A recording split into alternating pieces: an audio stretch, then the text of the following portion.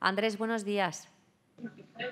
Hola, hola, ¿me escucháis? Sí, Y bien, ¿me escucháis bien? Contra todo perfecto. pronóstico. Cuando Gracias, quieras puedes poner la presentación. Muchas gracias, perdona el retraso. no hay problema.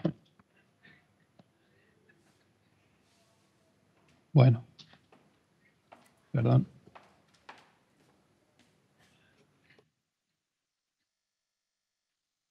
Lo conseguiré, ¿eh?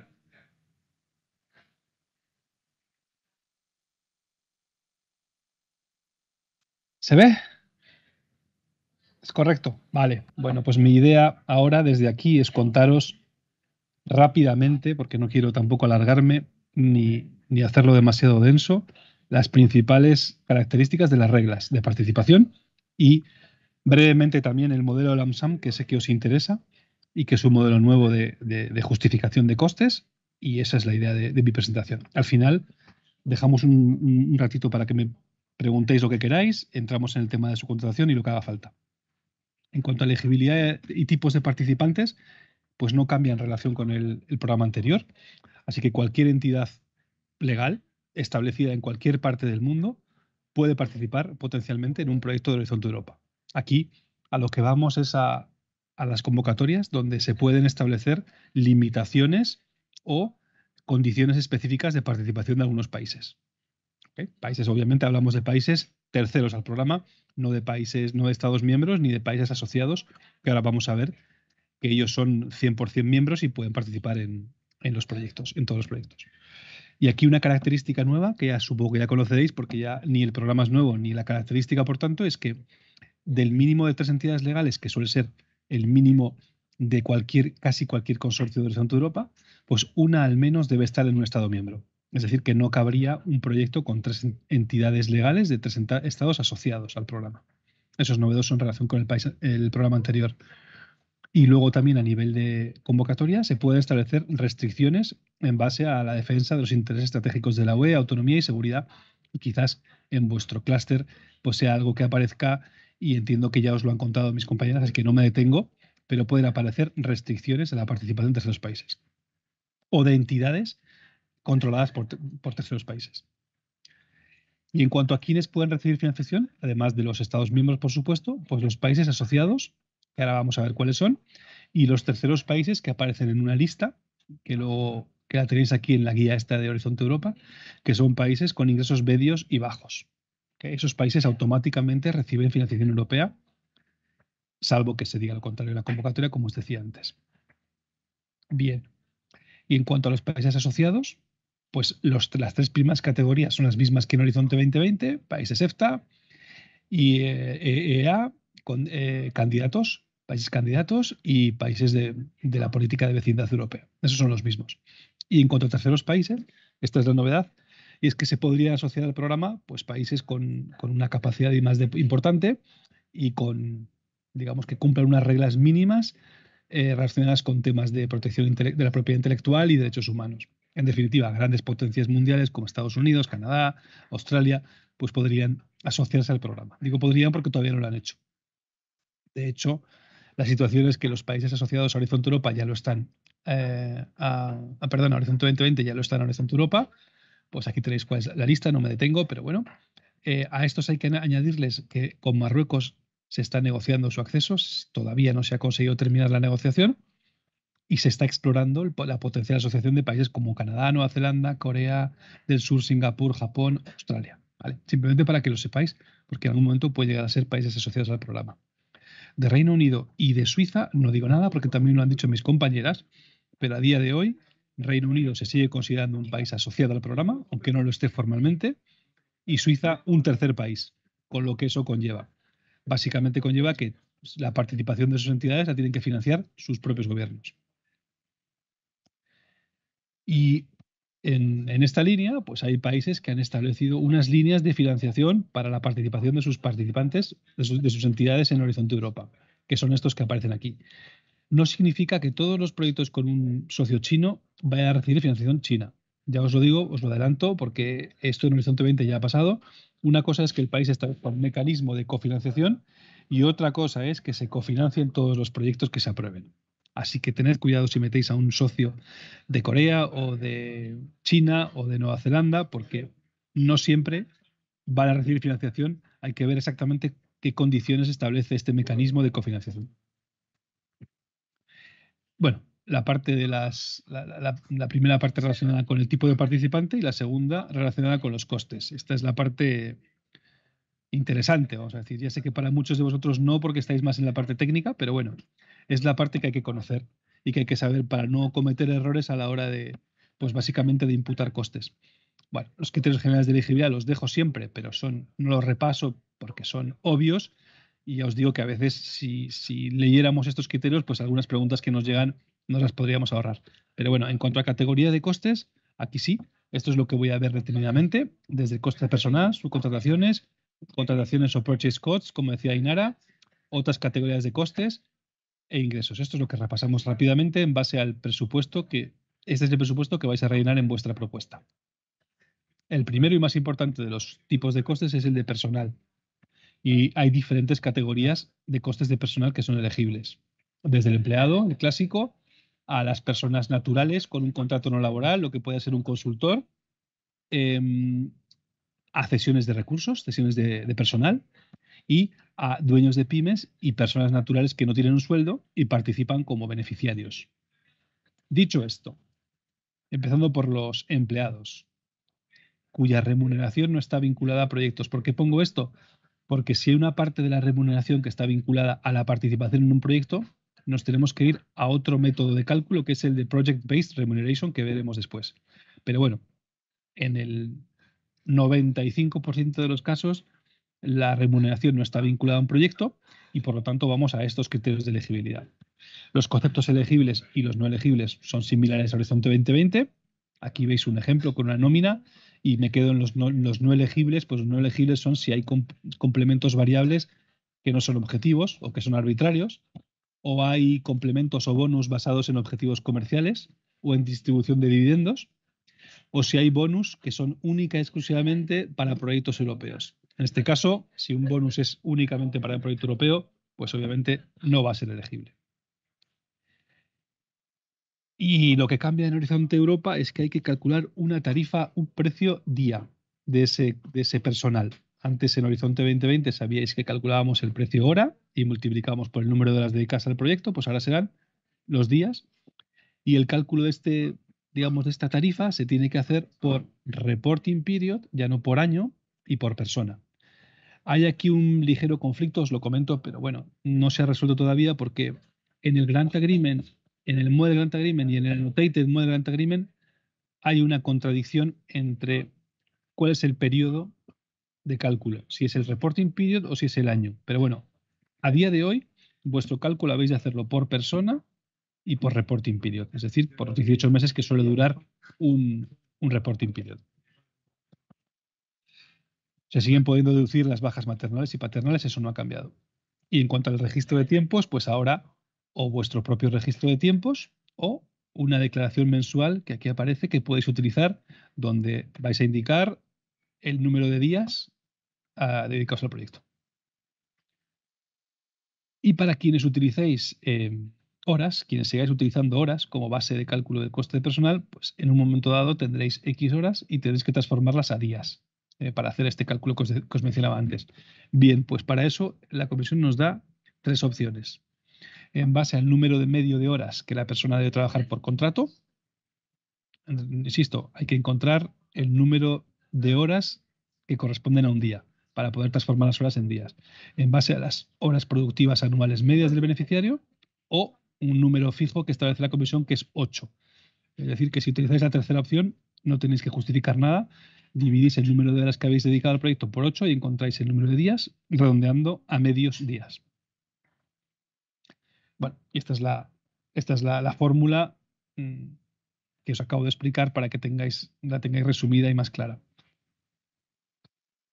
Y un par de ejemplos de cálculo de lo que son, perdonadme, que antes no os he comentado, aquí hay una cosa importante y es el máximo de días declarables. La comisión, lo mismo que hacía en Horizonte 2020, limita el máximo de número de horas declarables al número de horas productivas. Bueno, pues aquí el máximo de días declarables va a ser 215 y esa es la base que tenéis que utilizar en caso de que, por ejemplo, como os pongo aquí, pues haya una baja. En el caso de que sea una baja de 4 meses, pues tendréis que deducir 72 días de esos 215. ¿Vale? 215 al año, que habría que multiplicarlo o a prorratearlo si son 18 meses, habría que añadirle la mitad de 215. Bueno, en definitiva, esta es la fórmula de cálculo en el caso de que exista una baja. Y en el caso de que tengáis una parte de la remuneración referenciada a la participación en un proyecto, pues tenéis que hacer un cálculo más complejo todavía, porque vais a tener que calcular dos daily rates, la Action Daily Rate y la National Projects Daily Rate. En definitiva, lo que dice la comisión es, lo que quiere la comisión es que si tú tienes una parte de tu sueldo, de tu nómina referenciada a un proyecto, pues no imputes más de lo que imputarías en el caso de utilizar la misma fórmula a nivel nacional. O sea, te está topando porque te dice calcúlame las dos tarifas y utiliza la más baja de las dos. Esto es un poco más complejo y yo creo que como es una casuística bastante poco común, pues no, la dejo para las preguntas ya concretas que podáis tener. Sigue existiendo la posibilidad de calcular el coste medio de personal. Si tenéis una metodología de cálculos de costes medios de personal, por ejemplo, por categoría profesional, esto sigue siendo posible en Horizonte Europa y siempre que apliquéis, eso sí, pues que incluáis costes elegibles nada más. Y a diferencia del Horizonte 2020, no sé si alguno lo ha hecho porque es muy excepcional también, la comisión certificaba esta metodología de cálculo. Bueno, pues esto ya no pasa en Horizonte Europa. La podéis usar, pero no estará certificada por la comisión. Dividimos el coste personal total por los full-time equivalent que tengamos en la empresa, en la entidad, y encontramos un coste unitario que es el que aplicaremos a todos los que participen en ese proyecto de esa entidad, en esos proyectos de esa entidad. ¿Ok? Otros tipos de costes, categorías A2 y A3, son las personas naturales con un contrato no laboral, contrato mercantil, bueno, un consultor, por ejemplo, y el personal cedido a título oneroso, lo que llamábamos seconded persons by a third party against payment en Horizonte 2020, que ya no existe. En Horizonte Europa, como vemos luego, solo existe la cesión de recursos gratuita, pero bueno, existe la posibilidad de ceder personas y, siempre que cumplan con las condiciones determinadas, se pueden incluir en los costes de personal del beneficiario. Propietarios de pymes y personas naturales, autónomos, por ejemplo, que participen ya no contratados por un beneficiario, sino como beneficiarios directamente, y siempre que no reciban un salario, pues la comisión establece que para estos en España su precio día, su daily rate, es de 257,67 euros. ¿Ok? Bien. Costes de personal lo hemos repasado muy rápido. Costes de subcontratación, bueno, pues lo mismo que decían mis compañeras y que no me voy a repetir. Estamos hablando de partes limitadas del proyecto, no tanto cuantitativamente como cualitativamente. Puede haber subcontrataciones muy elevadas en dinero, pues porque requieran una obra civil, por ejemplo, para una planta piloto, pero a nivel de importancia, a nivel cualitativo, si queréis, de lo que se subcontrate, pues han de ser tareas no principales del proyecto. Y bueno, aquí lo mismo que en Horizonte 2020, best value for money y evitar conflicto de intereses. Es decir, que si tenéis 3 propuestas, 3 ofertas, pues esa es una de las maneras más sencillas de demostrar que el best value for money se cumple. Y si se olvida meteros una subcontratación en el proyecto, no la vais a incluir en anexo 1, la podéis meter durante el proyecto, con o sin enmienda al proyecto. Recomendación mía, hacedlo con enmienda porque es una manera de que esté aprobado de antemano. Pero si no lo queréis hacer, existe la Simplified Approval Procedure que os permite dedicar dinero de vuestro presupuesto a una nueva subcontratación y que si el officer de turno os lo aprueba en el reporting period siguiente que hagáis, pues todo bien. Si no os lo aprueba, pues evidentemente ya no hay nada que hacer y ese coste os lo tendréis que asumir vosotros. Se subcontratan tareas del proyecto, eso que quede claro. Tareas descritas en el anexo 1, tareas, si queréis, científico-tecnológicas del proyecto. Eso es una subcontratación. Si son otro tipo de tareas, hablamos de purchase cost. Aquí se incluye desde los viajes, que no han cambiado en relación con el Horizonte 2020, prácticas habituales, a los equipos, que tampoco han cambiado. La regla general sigue siendo la amortización de los equipos en base a su uso para el proyecto. Si un equipo se utiliza al 50%, pues es el 50% de la amortización lo que sería elegible. Y en el caso de que las convocatorias lo establezcan excepcionalmente, puede haber otras 3 opciones que aquí os incluyo. primero, que la convocatoria que se pueden financiar el 100% del coste de los equipos, full cost que se llama. O que la comisión diga, utilice una de estas dos opciones 3 y 4, que es una combinación de costes de amortización para determinados equipos y full cost para los equipos que aparezcan en una lista, o al revés. En definitiva, si no se dice nada, los equipos, el coste elegible de equipos es la amortización correspondiente. Y otros bienes, trabajos y servicios, pues aquí entra desde la compra de material fungible hasta los costes de una auditoría de costes si tenéis que presentar los costes auditados, hasta traducciones, costes de IPR, en definitiva, todas esas tareas del proyecto que no son tareas científico-tecnológicas, pero que son necesarias para realizar el proyecto. Y le aplica los mismos principios que a la subcontratación, best value for money y no conflicto de intereses. Luego hay otras categorías de costes en las que no me detengo más que para mencionaros que sigue existiendo el financial support of third parties, la financiación en cascada, que tiene que cumplir con unos requisitos muy similares a los de Horizon. Y esto es una novedad, sí, las facturas internas, que lo que te dice la comisión es que en algunos casos, cuando entidades grandes en general se facturan entre departamentos, se admiten facturas internas que incluyan costes indirectos, siempre que esos costes indirectos se puedan identificar de alguna manera. Como dice aquí, habla de costes indirectos reales o identificables fehacientemente a través de proxies o de key drivers. En definitiva, las facturas internas no van a computar para los costes indirectos y pueden incluir costes indirectos siempre que estos sean reales o asimilados. Y los costes indirectos no cambian nada, disculpad, porque sigue siendo el 25% de los costes directos. Aquí no hay ningún cambio. Las tasas de financiación y contribución de la Unión Europea, pues en base a que sea una IA o una RIA, ya sabéis que cambian, o a que seáis una entidad for profit o non for profit, pero vamos, ninguna novedad relevante ahí. Y en cuanto a los ingresos, aquí sí que, y otras fuentes de financiación, sí que aparece un tema relevante porque desaparecen por completo el concepto de ingresos para entidades sin ánimo de lucro, eso para empezar, ¿vale? Ya los de SIPs no existen en caso de que sean entidades sin ánimo de lucro. Tampoco son ingresos las cesiones de recursos gratuitas, incluso si se ceden específicamente para el proyecto. Esto, para los que tengáis más experiencia, sabéis que sí era un ingreso en Horizonte 2020. Y siempre los ingresos generados por la explotación de los resultados siguen sin ser un ingreso, eso no cambia nada. Y en cuanto a las otras fuentes de financiación, son relevantes porque si aparecen associated partners, que ahora vamos a ver lo que son, si aparecen associated partners, tendrán que meter en estas columnas de dónde van a conseguir la financiación ellos, porque no va a ser una financiación europea. Así que aquí habrá dos opciones, que sea recursos propios o que sean otras fuentes de financiación. Y eso es lo que tendrán que indicar. ¿Vale? Y lo vemos ahora en las terceras partes, que es ya la última parte de mi presentación. Y voy un poquito rápido, lo sé, y demasiada información seguramente, pero bueno, espero que entre lo que cuento y la presentación, pues más o menos quede clara la cosa. Bien, desde los participantes que pueden ser beneficiarios y terceras partes, vamos a empezar por las terceras partes. Aquí hay una cosa que ahora se llama Affiliate Identity y que es lo que antes era Link Third Party. Es decir, entidades que tienen un vínculo legal o económico que va más allá del proyecto europeo con el beneficiario. ¿Okay?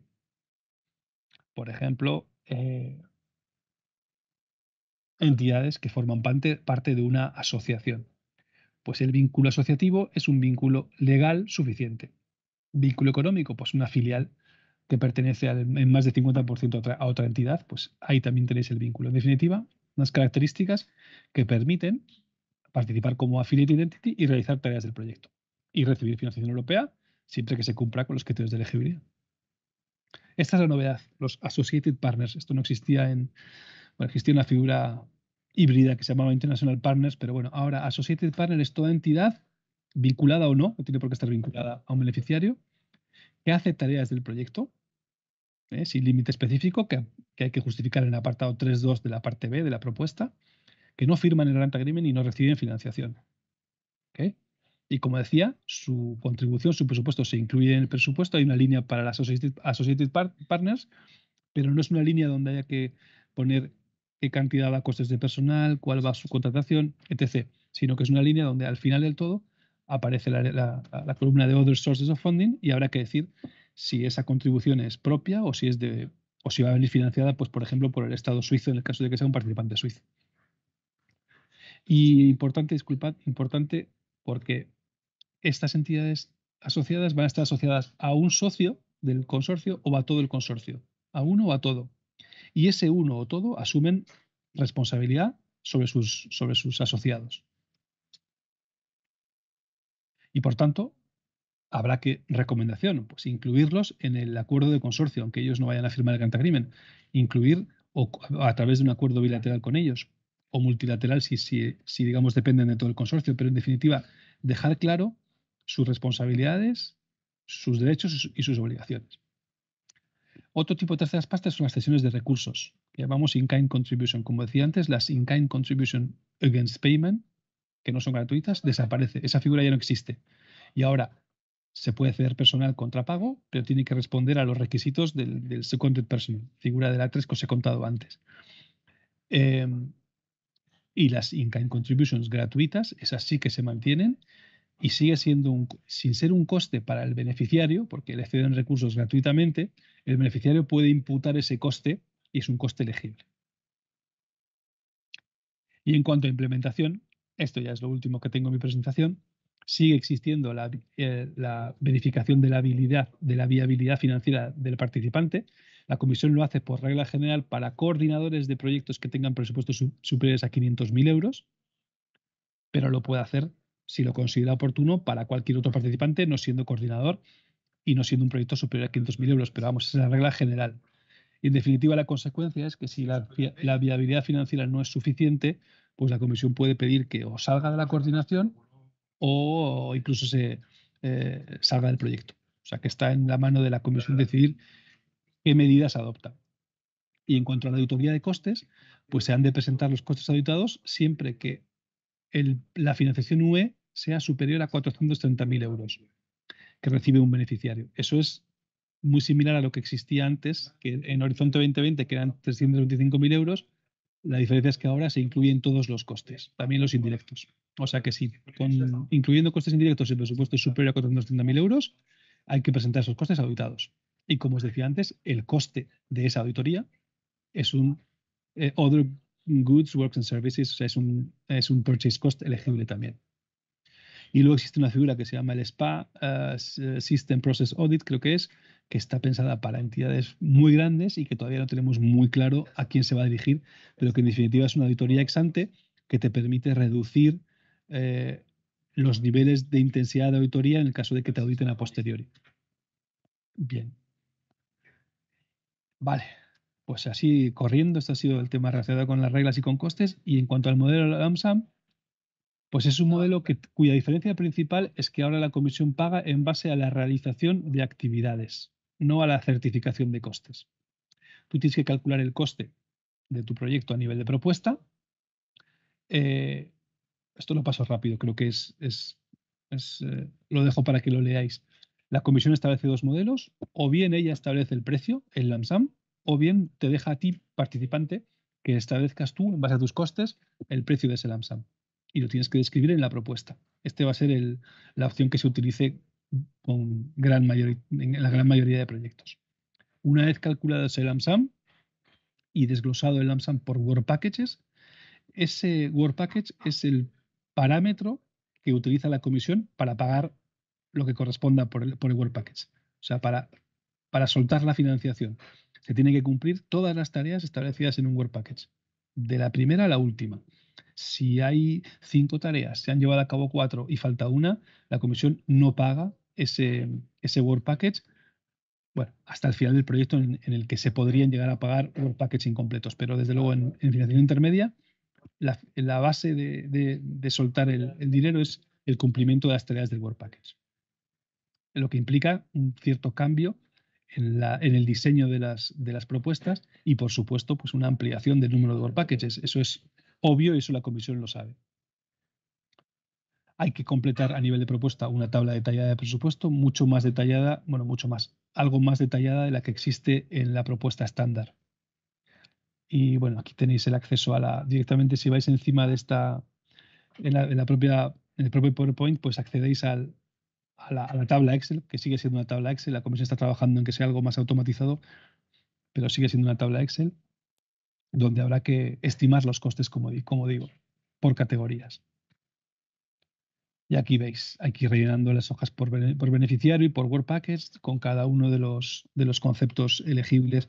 Y si vais, no sé si vais a verlo, pero en el de personal, por ejemplo, pues se divide entre Junior Scientist, Senior Scientist, Technical Assistants, es decir, que hay más nivel de detalle a nivel presupuesto.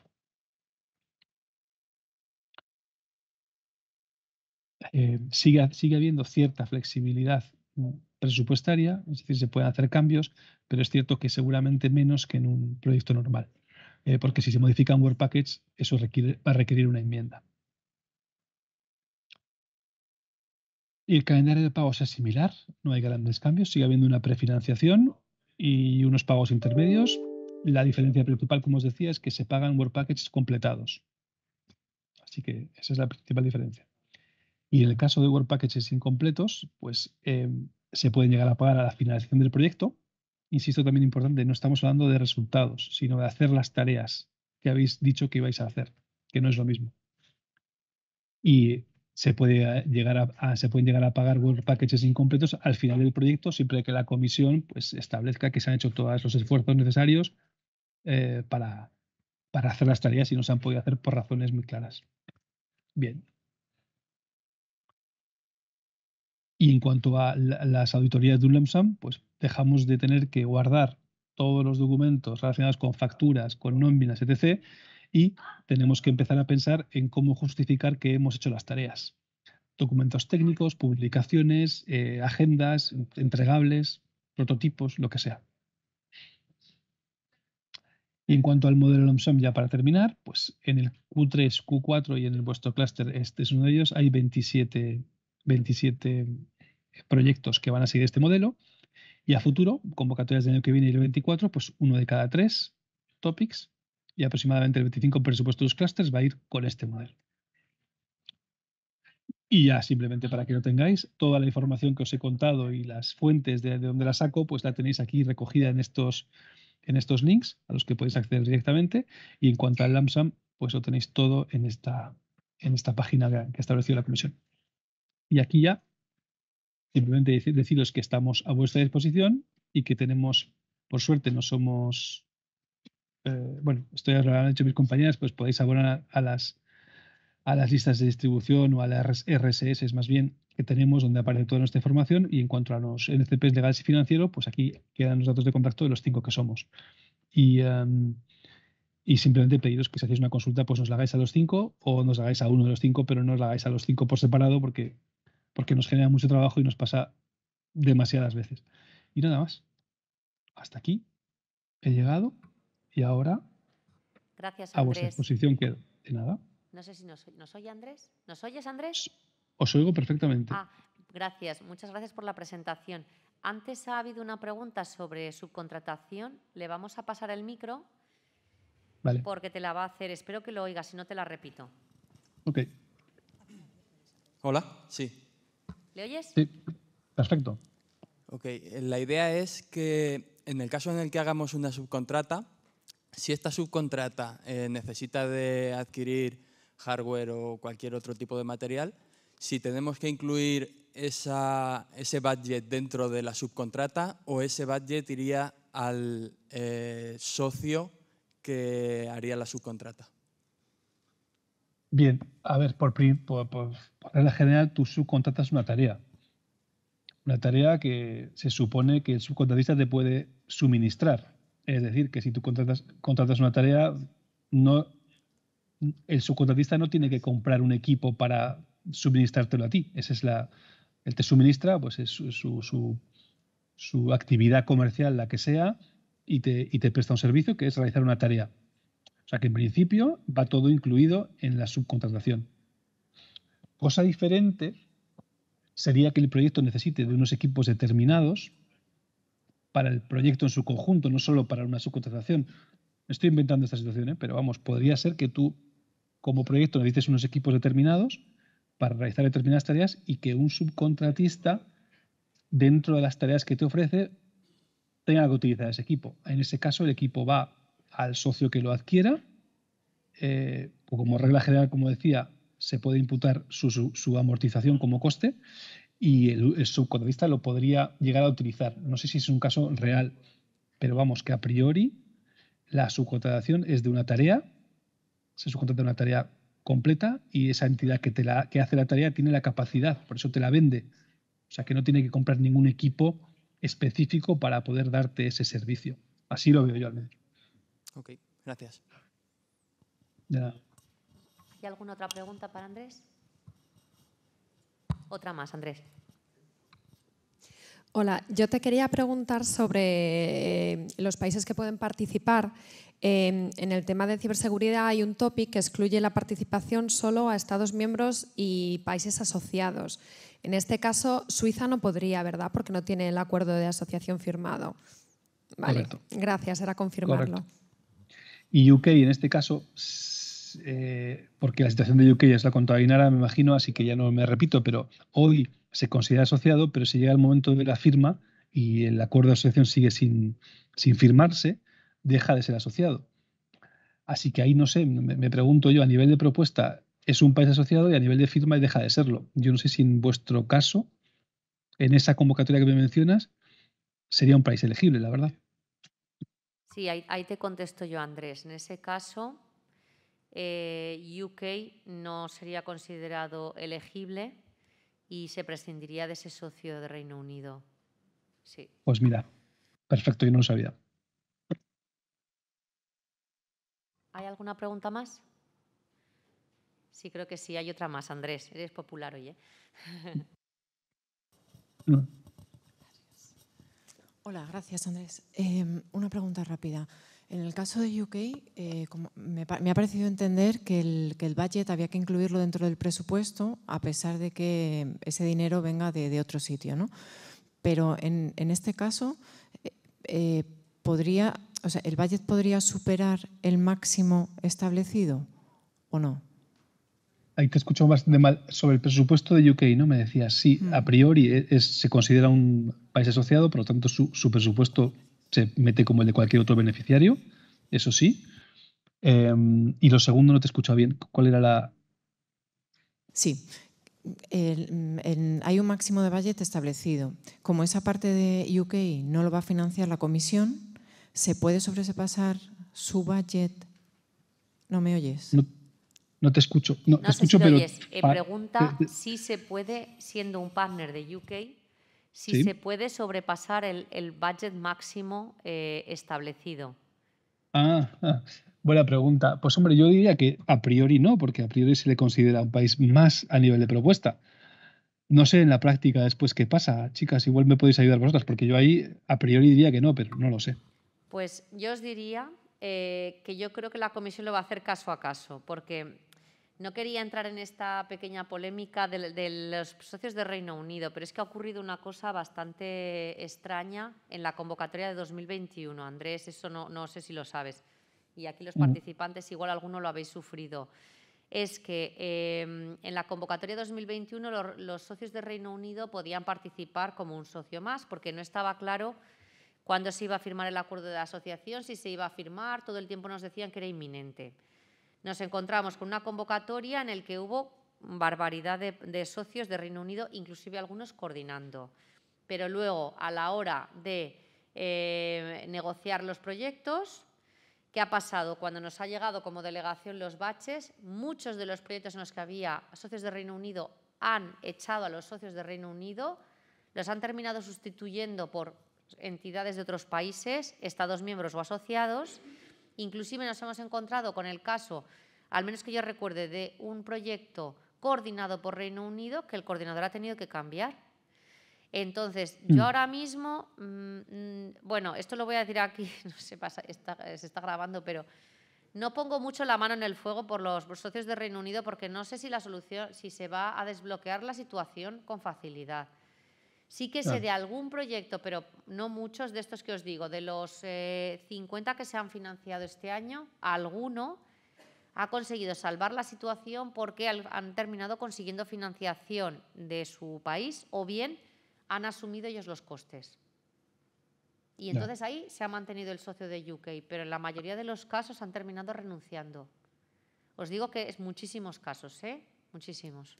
Entonces, yo ahora mismo, mi recomendación, cuando me preguntáis directamente, esta propuesta que hago aquí, oye, ¿no te puedes buscar otro de otro país que no te dé estos contratiempos? Porque al final, si es un socio muy importante en tu propuesta y vas a tener que prescindir de él, cuidado, porque a lo mejor el proyecto que resulta es otro. O sea, o tienes ahí muchos problemas a la hora de colocar luego esas tareas, no lo sé. Andrés, ¿sabéis algo si vais a resolver, si se va a resolver en breve la negociación, digamos, la participación de los socios británicos o todavía no se sabe? Es que nosotros no tenemos esa información. Tampoco, ¿no, Andrés? No, están amenazando, bueno, acaban de publicar una cuarta o quinta, no sé, prórroga de su mecanismo de financiación. Sí. Es decir, que ellos asumen, aunque luego en la realidad tampoco financian todos los proyectos, todos, pero bueno, en principio sí que hay una financiación UK asegurada y ahora han pasado un poco al ataque ellos y empujando a la Comisión a tomar una decisión. Pero la Comisión ha dicho muy claro que no la va a tomar hasta que no se resuelva el tema de la frontera de Irlanda, y eso no tiene pinta que se vaya a resolver en los próximos 30 años, así que no sé. Vale. Lo veo regular, por no decir mal. Vale, tomamos nota. Muchas gracias, Andrés. Yo creo que ya no hay otra pregunta, una última porque... Vale. Una Estoy última, Andrés. con poca batería, pero espero tiempo? llegar. Venga, una última. Hola, muy buenas, Andrés. A ver, espero no liar mucho el tema, para la pregunta. En muchos topics de ahora y en algunos de aquí de security hay que involucrar mucho a los ciudadanos. Entonces, en algunos incluso te piden que haya asociaciones que representen ciudadanos y tal. Todas esas actividades de co-creación y tal con ciudadanos, por ejemplo, si se hacen a través de una asociación de vecinos, por ejemplo, de un barrio, ¿cómo podrían, o sea, el coste de la participación de esas personas que quizás sean miembros de esa asociación, pero no son no tienen un salario ni nada, o quizá incluso ni siquiera tengan por qué ser miembros de esa asociación, sino que sean vecinos de la zona? Si la asociación de vecinos realiza una serie de actividades que a su vez conllevan que los vecinos también pues hagan una serie de actividades que van un poco más allá de responder a una encuesta y tal, o sea, que llevan su tiempo y tal, eso... Eso... Sí, ¿se puede pagar de alguna manera eso? ¿Se puede presupuestar una propuesta, pagarlo? ¿Podría ser una in-kind contribution against payment? No sé. Esa no existe ya, o sea, que ya esa te puedes olvidar. La in-kind against payment ya no existe. Es una pregunta buena y a la que no tengo una respuesta clara. Es un caso por caso. Si te pudiera llegar a facturar la asociación, y la asociación como entidad legal que es, pudiera facturarte de alguna manera, y tú pudieras demostrar el best value for money, pues diciendo que es esta la asociación de vecinos que necesito, no tanto por el precio, sino porque son ellos los que necesito consultar, pues ahí quizás sí, como purchase cost. Individualmente, como persona individual a la que tú le das 50 euros por participar, es más complicado, es bastante más complicado. Yo no tengo una respuesta clara. Podemos verlo tú y yo en bilateral si quieres, este es un caso concreto. Sí, pero bueno, no es una respuesta blanco o negro. Es más negro que blanco, pero en algunos casos se podría llegar. Vale, gracias. Sí, De nada. también estoy pensando, igual que dice Andrés, podemos lanzar la consulta a la comisión. Si nos mandas el texto a Marina Inara o a mí, o inclusive a Andrés, le hacemos la consulta a la comisión y tardan un par de semanas en respondernos y no es vinculante, pero bueno, ya te orienta bastante, ¿vale? Muy bien, pues cerramos aquí esta parte de recomendaciones para la preparación, si os parece. Muchísimas gracias, Andrés. Gracias por estar con nosotros y con el retraso, pues al final te hemos tenido casi una hora ahí esperando. Muchas gracias por todo. A vosotras. Chao. Ahora, si os parece, tenemos un poco de retraso, vamos a dejar la pausa en 20 minutos. Vamos a hacer una pausa. El que quiera se puede bajar a la cafetería. Hay una cafetería en la planta subsuelo, aquí a la derecha hay unas escaleras para bajar.